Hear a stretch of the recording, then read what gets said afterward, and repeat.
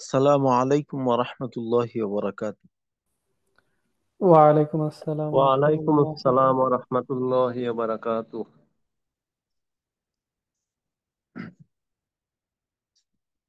ভালো আছেন আপনারা? জি আলহামদুলিল্লাহ। উস্তাদ ভালো আছি, কেমন আছেন?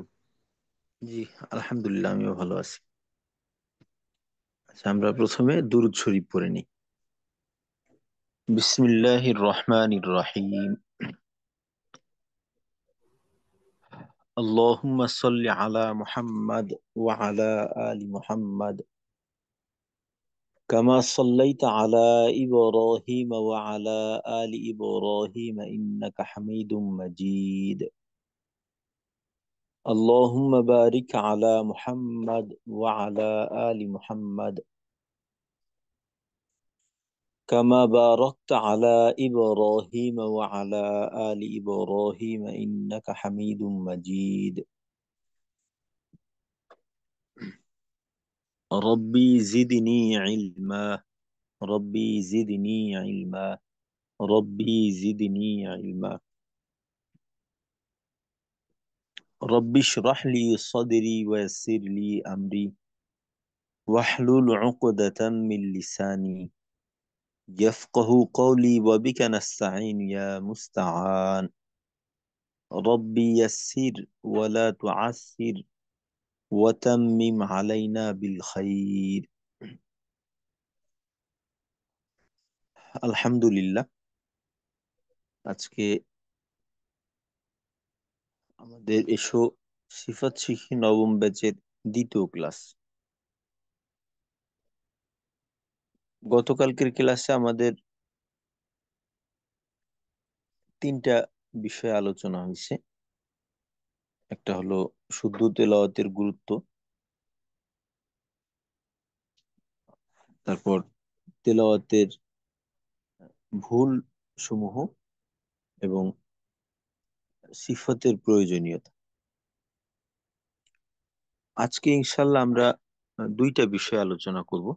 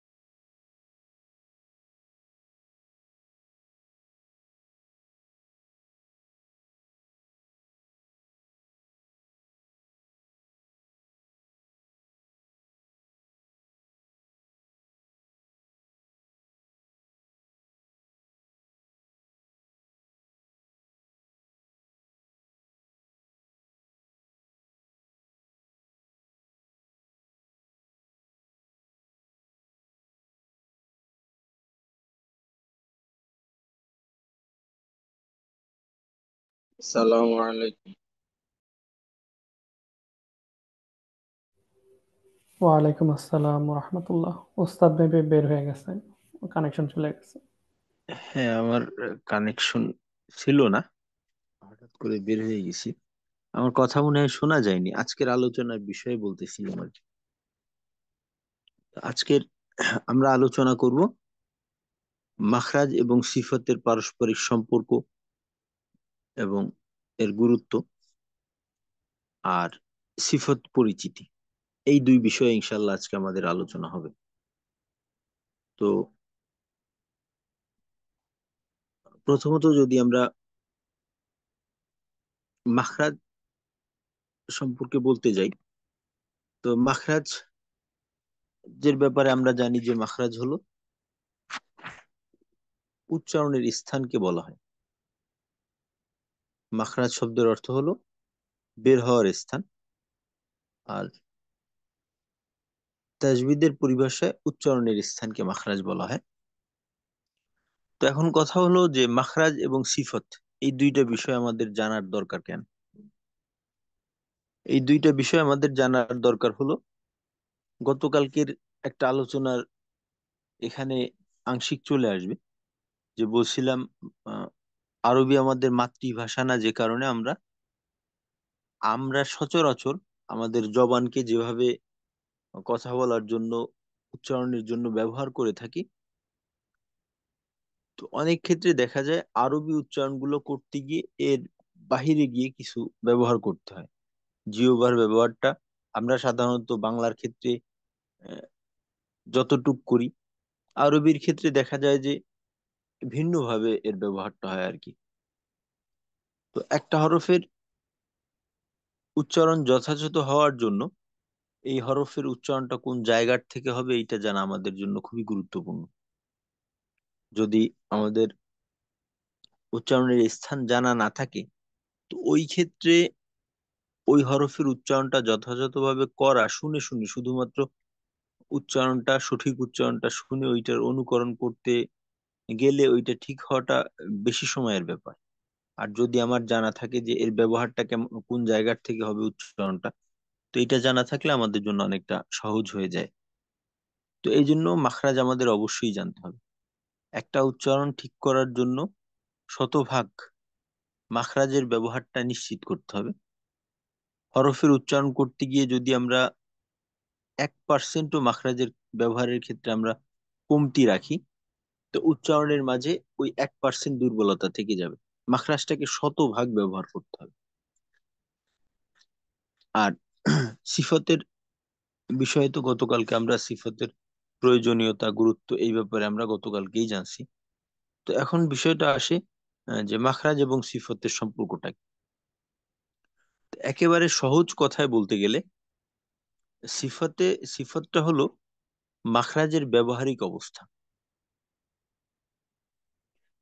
একটা হরফ কোন জায়গার থেকে উচ্চারণ করা হবে এইটা আমরা মাখরাজের মাধ্যমে জানতে পারি। যেমন ধরেন তা, এই হরফটা উচ্চারণ হবে কোন জায়গা থেকে?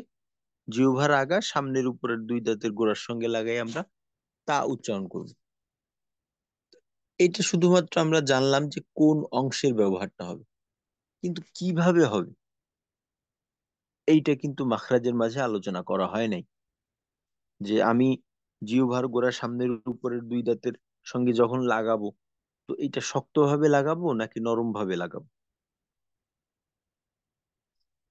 এইটা আমাদেরকে জানাবে সিফাত। তারপর তা হরফটা উচ্চারণ করার সময় এর আওয়াজটা শক্ত করে করতে হবে নাকি দুর্বল করে করতে হবে, নাকি মাঝামাঝি রাখতে হবে, এইটা আমরা জানবো সিফাতের মাধ্যমে। তারপর একটা হরফের আওয়াজটা মোটা হবে নাকি পাতলা হবে, তারপর এই আওয়াজের সাথে বাতাস বের হবে নাকি বাতাস বের হবে না, তো এই সমস্ত যে বিষয় আছে এগুলো আমরা জানবো সিফাতের মাধ্যমে। তো সহজভাবে বলতে গেলে মাখরাজের ব্যবহারিক অবস্থা এটা হলো সিফাত। তো মাখরাজ এবং সিফাত এইটা একটার থেকে অবিচ্ছেদ্য, এইটা একটাকে আর একটার থেকে আলাদা করা যায় না। তো আমরা গতকালকের আলোচনার মাধ্যমে যেটা জানলাম, সবসময় একটা কথাই বলি যে মাখরাজ এবং সিফত আমাদের জন্য জানাটা জরুরি এই এই কারণে যে এইভাবে যদি মাখরাজ সিফত জেনে যদি আমরা উচ্চারণটা সহিশুদ্ধ করার চেষ্টা করি, তো ওই ক্ষেত্রে আমাদের জন্য পথটা সহজ। আর যদি শুধুমাত্র শোনার উপর নির্ভর করে আমরা এটাকে সংশোধন করতে চাই, তো এইটা হবে আমাদের জন্য কঠিন। সুতরাং সহিহ তেলাওয়াত করার জন্য মাখরাজ এবং সিফাত এই দুইটার ভূমিকা একেবারেই গুরুত্বপূর্ণ। এটা বলা যেতে পারে যে অপরিহার্য।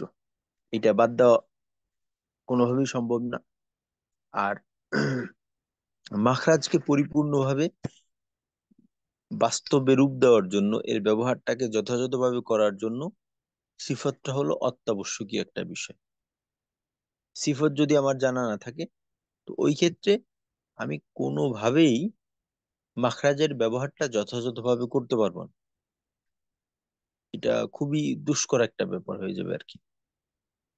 একেবারেই যে সম্ভব না, সম্ভাবনাটাকে একেবারেই বাদ দিয়ে দেওয়া যায় না, তবে খুবই দুষ্কর একটা বিষয় আর কি। তো এই জন্য আমাদেরকে মাখরাজও জানতে হবে, সিফাতও জানতে হবে। আর যখন আমরা উচ্চারণ করব, তো ওই ক্ষেত্রে মাখরাজ সিফাত একসাথে মাথায় রেখে আমাদের ওই উচ্চারণটা করতে হবে। তো দ্বিতীয় বিষয়টা হলো মাখরাজ সিফাত পরিচিতি। তো ইনশাল্লাহ আমরা আজকে সিফাতের পরিচয় সম্পর্কে একটু জানার চেষ্টা করব।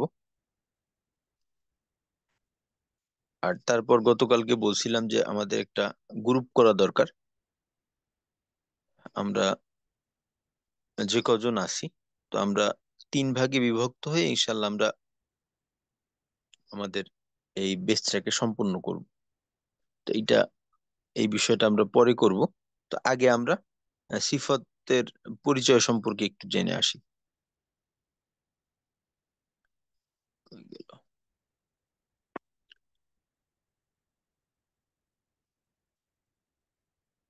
আস্তাগফিরুল্লাহ।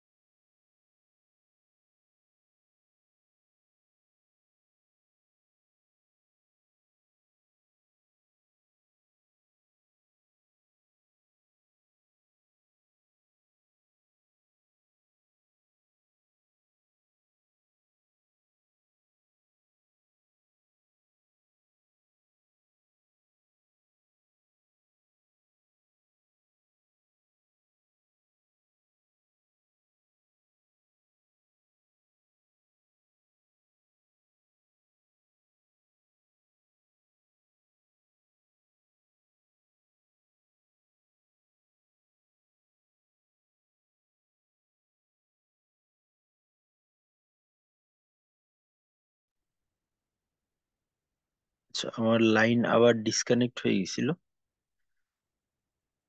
তো আমাদের এখানে আজকের আবহাওয়াটা একটু খারাপ, যে কারণে সমস্যা হচ্ছে আর কি।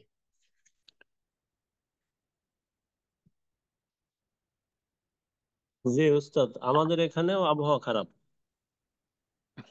জি হ্যাঁ, প্রচুর বৃষ্টি হয়েছে কিছুক্ষণ আগে। তো এখন বৃষ্টি একটু কমছে, বাকি আপনার খুব আকাশের অবস্থা ভার এবং বিদ্যুৎ চমকাচ্ছে ঘন ঘন। আস্তাগফিরুল্লাহ। আচ্ছা, তো আমরা পেয়ে গেলাম সিফত পরিচয় সম্পর্কে আমরা জানবো। তো এর শুরুতে একটা বিষয়, যে আমরা যে সিফত শিখবো, তো সিফতের যে বিষয়বস্তুগুলি আছে এগুলাকে যদি একটা নিয়ম মাফিক দেখা না হয়, তো ওই ক্ষেত্রে সিফতের বিষয়টা শেখাটা খুবই কষ্ট।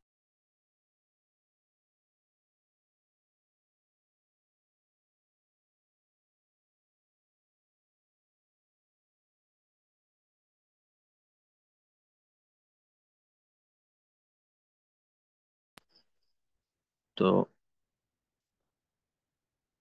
তাহলে এখন আমি যেহেতু বলতেছি যে সিফত হলো তাজবিদের অবিচ্ছেদ্য অংশ, তাহলে কথা আসতে পারে যে সিফতের আলোচনাটা আমরা সচরাচর শুনি না কেন। এর কারণ হলো সিফতের আলোচনাটাকে যেভাবে করে আসা হইতো আর কি, ওইভাবে সিফাত সম্পর্কে জানাটা খুবই কষ্টকর একটা বিষয়। তো যদি আমরা এটাকে একটু কৌশলের মাধ্যমে দেখার চেষ্টা করি, শেখার নিয়মটাকে একটু ভিন্নভাবে করি আর কি, ভিন্নভাবে শিখি, তো ওই ক্ষেত্রে সিফাতের আলোচনা আমাদের জন্য কঠিন না। ধাপে ধাপে করতে হবে আর কি, একসাথে করতে গেলে সমস্যা। তো সিফাত শেখার জন্য আমাদের কয়টা ধাপে এটা করতে হবে।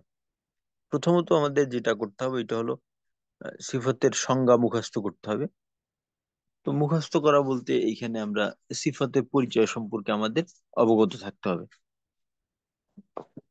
তো দ্বিতীয় আমরা যে কাজটা করব এটা হলো সিফাতের নামগুলিকে আমাদের মুখস্থ করতে হবে। 18টার মতো সিফাতের নাম আছে। তো এই দ্বিতীয় ধাপে আমরা সিফাতের নামগুলি মুখস্থ করব। তৃতীয় ধাপে আমরা সিফাতের হরফ সমূহ সম্পর্কে জানব, যে কোন সিফাতের কয়টা হরফ এবং কি কি। চতুর্থে আমরা যেটা করব যে হরফের সিফত নির্ণয় করার চেষ্টা করব। একটা হরফে আহ, সর্বনিম্ন 5টা সিফত আর সর্বোচ্চ 7টা পর্যন্ত সিফত থাকতে পারে। তো প্রত্যেকটা হরফের সিফত গুলো আমরা নির্ণয় করব। আর ওইটা এমন ভাবে হবে যে একটা হরফ আমাদের সামনে আসার সাথে সাথেই আমরা বলতে পারবো যে এখানে কয়টা সিফাত। এটার জন্য আমাদের চিন্তা ভাবনা করার প্রয়োজন হবে না। তো এইভাবে আমাদের সিফাত গুলি নির্ণয় করতে হবে। পঞ্চম ধাপে আমরা যেটা করব, যেহেতু আমরা হরফের সিফাত নির্ণয় করতে পারি, জেনে গেলাম যে কোন হরফে কোন কোন সিফাত আছে, পঞ্চম ধাপে আমরা সিফাতের কাজ ও ব্যবহার সম্পর্কে জানবো, যে কোন সিফাতের কি কাজ এবং এর ব্যবহারটা কি। এটা আমরা একটু প্র্যাকটিক্যাল করব আর কি, এটা বাস্তবিক চর্চা করব, বাস্তবায়নের চেষ্টা করব।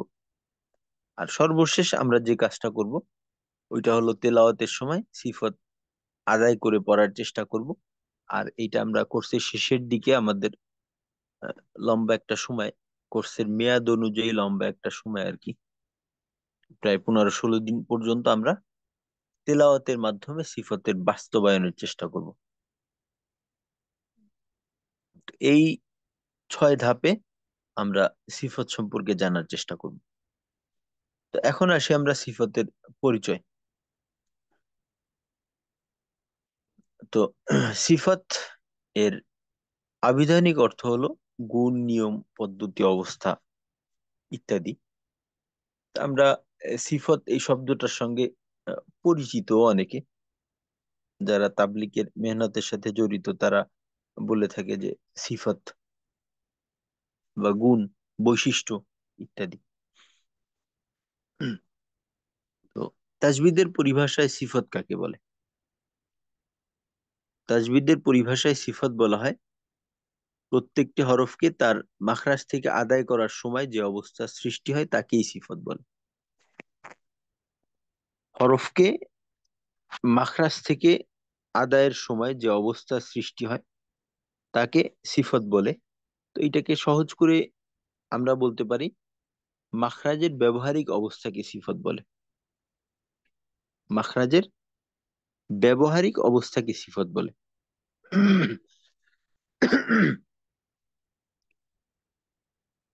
যেমন কোন হরফ মোটা করে পড়া, পাতলা করে পড়া, অথবা আওয়াজ শক্ত করা, নরম করা, যেমনটা কিনা একটু আগেই আমরা বললাম। তো সিফত কাকে বলা হয়? প্রত্যেকটি হরফকে এখানে আমরা আমাদের নিজের মতো করে মনে রাখতে পারি যে হরফকে তার মাখরাজ থেকে আদায়ের সময় বা উচ্চারণের সময়, হরফ উচ্চারণের সময় যে অবস্থার সৃষ্টি হয়, তো হরফ কিন্তু তার মাখরাজ থেকেই উচ্চারণ করতে হবে। তো এখানে মাখরাজটা বাদও দিয়ে দিতে পারে, সমস্যা নেই। কারণ একটা সংজ্ঞা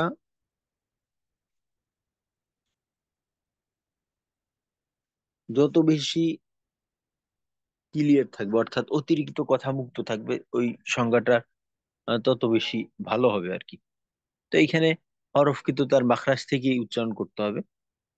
তো মাখরাজ এটাকে বাদও দিয়ে দিতে পারি। যে হরফ উচ্চারণের সময় যে অবস্থার সৃষ্টি হয় তাকে সিফত বলে। একেবারে সংক্ষেপ কথা, হরফ উচ্চারণের সময় যে অবস্থার সৃষ্টি হয় তাকে সিফত বলে। বা এটাকে আরো ছোট করে, মাখরাজের ব্যবহারিক অবস্থাকে সিফত বলে। তো মাখরাজ তো হরফের উচ্চারণের মাধ্যমে ব্যবহার করব, অন্য কোনো ভাবে তো না। এখানে যেহেতু উচ্চারণ প্রসঙ্গেই কথা হচ্ছে, যে মাখরাজের ব্যবহারিক অবস্থাকে সিফত বলে। যেমন মাখরাজটাকে আমি এমন ভাবে ব্যবহার করলাম যে আওয়াজটা মোটা হবে, অথবা পাতলা হবে, অথবা শক্ত হবে, অথবা নরম হবে, ইত্যাদি। তো এই আমরা জানলাম সিফতের আবিধানিক এবং পারিভাষিক অর্থ। সিফতের আবিধানিক অর্থ হলো গুণ, নিয়ম, পদ্ধতি, অবস্থা ইত্যাদি। এগুলোকে কিন্তু আমাদের নিজের মতো করে মনে রাখতে হবে, ভুলে গেলে চলবে না।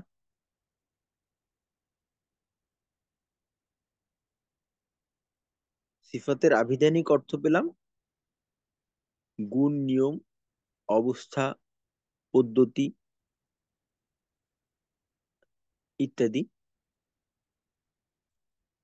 আর পারিভাষিক অর্থ হরফের উচ্চারণের হরফ উচ্চারণের সময় যে অবস্থার সৃষ্টি হয় তাকে সিফত বলে, অথবা মাখরাজের ব্যবহারিক অবস্থাকে সিফত বলে।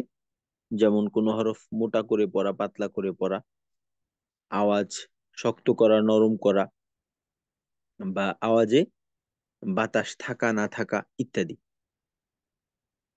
তো এইটা হলো মাখরাজের আবিধানিক এবং পারিভাষিক অর্থ। দ্বিতীয় যে বিষয়টা, ওইটা হলো সিফতের প্রকার। তো সিফত প্রথমত হলো দুই প্রকার। সিফত প্রথমত দুই প্রকার: সিফতে লাজেমা, সিফতে আরেদহ। সিফতে লাজেমা, সিফতে আরেদহ।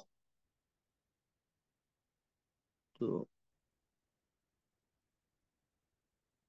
সিফতে লাজেমা কাকে বলে? সিফতে লাজেমা ওই সিফতকে বলা হয় যেটা হরফ আদায়ের সময় সর্বদাই জরুরি। যদি আদায় না করা হয় তাহলে হরফটি পূর্ণাঙ্গ রূপে উচ্চারিত হয় না, অথবা দেখা যায় যে কোনো কোনো ক্ষেত্রে হরফের অস্তিত্বই ঠিক থাকে না। লাজেম মানে হলো অত্যাবশ্যকীয়, যেটা করতেই হবে, লাজেমি বিষয়, অর্থাৎ জরুরি, একেবারে বাদ দেওয়া যাবে না, অবিচ্ছেদ্য বিষয়। সিফতে লাজেমা, সিফতে আরেদা। সিফত প্রথমত দুই প্রকার: সিফতে লাজেমা, সিফতে আরেদা। সিফতে লাজেমা বলা হয় এমন সিফতকে যেটা হরফ আদায়ের সময় সর্বদাই জরুরি, যেটা আদায় করাটা জরুরি হরফের উচ্চারণের সময়। যদি তা না করা হয় তাহলে হরফটি পূর্ণাঙ্গ রূপে উচ্চারিত হয় না। এখানে বলা হলো যে পূর্ণাঙ্গ রূপে, আসলে কোনো কোনো ক্ষেত্রে এমনটাও হতে পারে যে হরফটা একেবারেই পরিবর্তিত হয়ে যাবে, হরফের অস্তিত্বই বাকি থাকবে না। যেমন উদাহরণস্বরূপ বলা যেতে পারে যে সদের মাঝে এমন একটা সিফত, এমন দুইটা সিফত আছে, যেমন ইস্তিআলা, ইতবাক।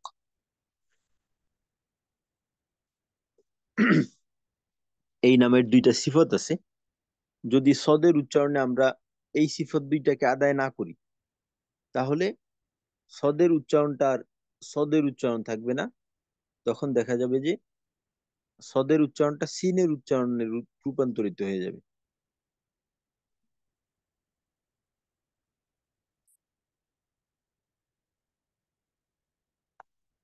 সিফতে লাজিমা বলা হয় যেটা সর্বদাই আদায় করা জরুরি, অন্যথায় আদায় না করলে হরফের উচ্চারণ হরফ পূর্ণাঙ্গ রূপে উচ্চারিত হবে না, অথবা বলা যেতে পারে কোনো কোনো ক্ষেত্রে হরফের উচ্চারণ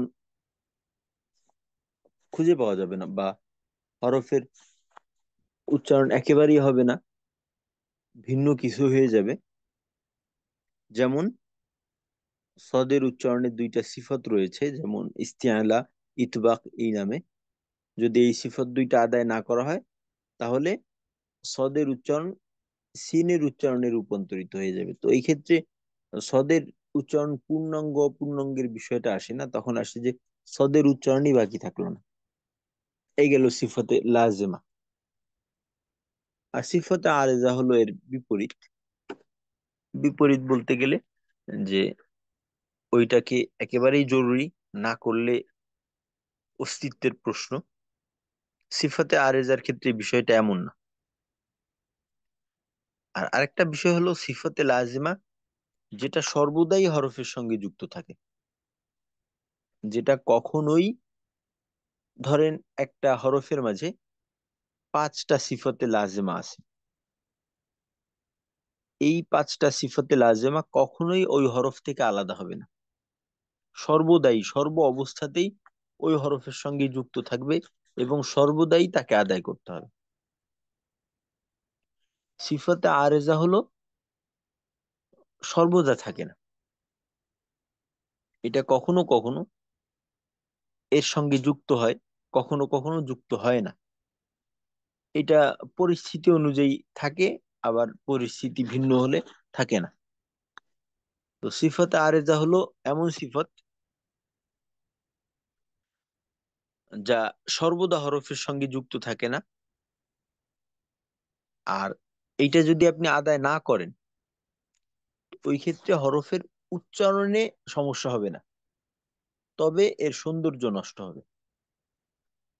এইটার সম্পর্ক হলো হরফের উচ্চারণ সুন্দর হওয়া অসুন্দর হওয়ার সঙ্গে।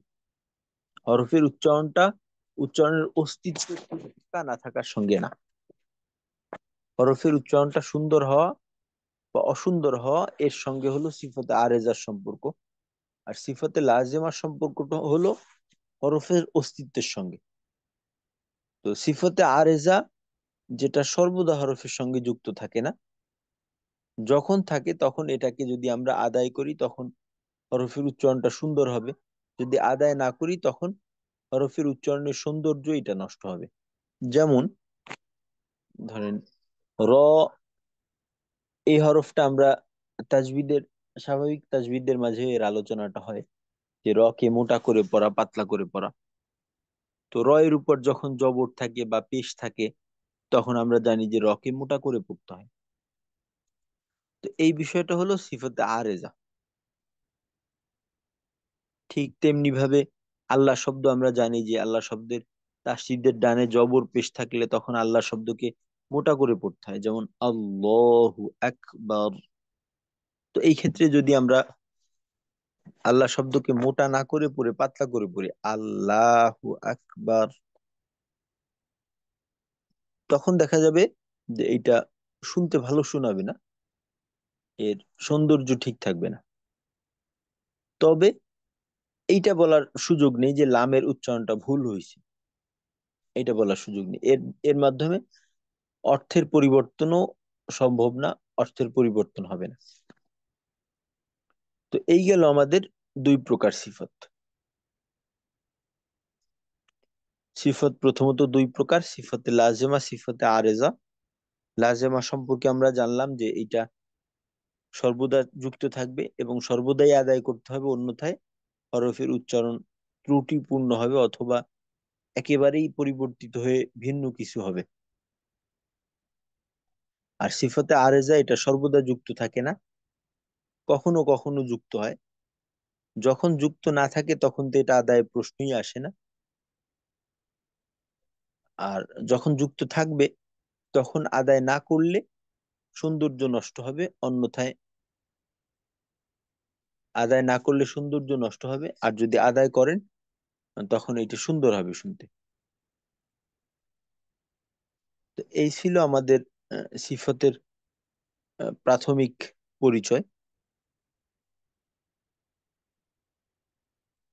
তো এখন আমাদের যেহেতু পিডিএফটা শেয়ার করাই আছে, তো আপনারা এক একজন করে যদি বলতেন আমাদের ক্লাসে যে পরিমাণ সময় নেওয়া হয়েছে, অর্থাৎ 36 দিনের মতো।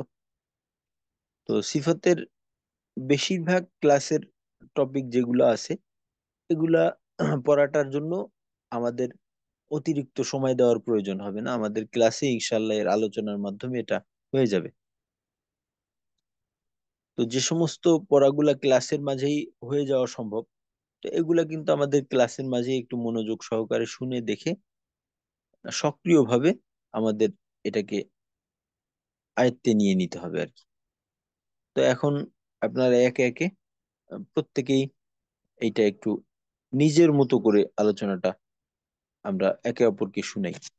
তো আপনারা একজন একটু শুনান যে সিফতের আবিধানিক পারিভাষিক অর্থটা কি, এবং সিফত প্রথমত কয় প্রকার এবং কি কি, এই সম্পর্কে একজন একটু বলেন। কে বলবেন প্রথমে? জি, মার্শাল্লাহ, মেহেদী হাসান ভাই। আসসালামু আলাইকুম ওস্তাদ। ওয়ালাইকুম আসসালাম ওয়া রাহমাতুল্লাহ। সিফাতের আবিধানিক অর্থ হচ্ছে যে গুণ, নিয়ম, অবস্থা ইত্যাদি। আর পারিভাষিক ক্ষেত্রে সহজ ভাষায় বললে যে আহ, মাখরাজের যে ব্যবহারিক অবস্থা, সেটাই হলো গিয়ে সিফাত। তো সিফাতের দুই প্রকার। তার মধ্যে একটা হলো যে যেটার সাথে অস্তিত্বের সাথে বিদ্যমান, যে এটা যদি উচ্চারণ না ঠিক মতো, ওই সিফাতটা যদি ঠিক মতো আদায় না করা হয়, তাহলে এমনও হতে পারে যে হরফটাই উচ্চারিত হবে না। তো সেটাকে বলা হয় সিফাতুল লাজিমা। আর আরেকটা হলো যে সিফাত যেটা উচ্চারণ না করলে হয়তো আহ, হরফটা উচ্চারণ হয়ে যাবে, কিন্তু তার সৌন্দর্য নষ্ট হয়ে যাবে। তো সেই সিফাতটাকে বলা হয় সিফাতে আরিদ।